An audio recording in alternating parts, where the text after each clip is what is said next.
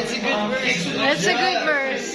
Verse 8. Amen. Remember the Sabbath day to keep it Praise. holy. Amen. Praise God. Brother Zur. Louder. Amen. Zur. Where's Zur? Elazur. Yeah, go. Go.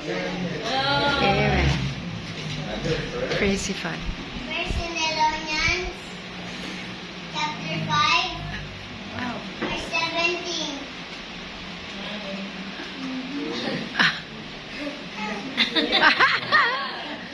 Go. Pray without ceasing. Ah. Praise the Lord. Matthew chapter 17, verse 21. Howbeit, this one goes not out but by prayer and fasting. Amen. Ah, first prize. Isaiah 66, thus saith the Lord, the heaven is my throne, and the earth is my footstool. Where's the house that you build unto me, and where's the place of my rest?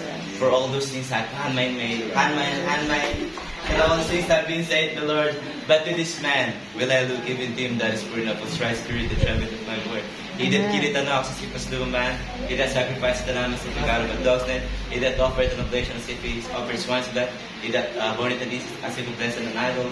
Yet they have chosen their own ways, and their soul delight in their own. I also will choose their delusions, and will bring their fears upon them, because when I called, none did answer, when I speak, he did not hear. But he did evil before mine eyes, and choose in which I delighted not.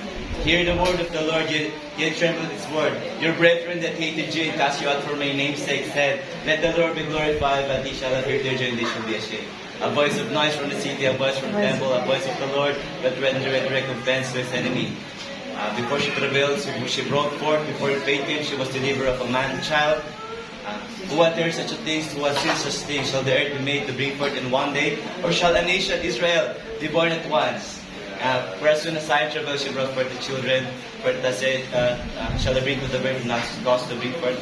Said thy God, I said the Lord shall cause to bring forth. And shall thy own say, thy God, for thus said the Lord, behold, I will extend peace to her like a river, and the glory of the gentle like a flowing stream. Then shall he suck, he shall be born upon her side, and be dandled upon his knee. As one of his mother comforted, so will I comfort you, and you shall be comforted in Jerusalem. And what you go? And for that said the Lord. That's all. Amen. You shall be comforted. Amen. Amen. Thank you, Lord. Amen. Oh, praise the Lord. Jesus wept. Always.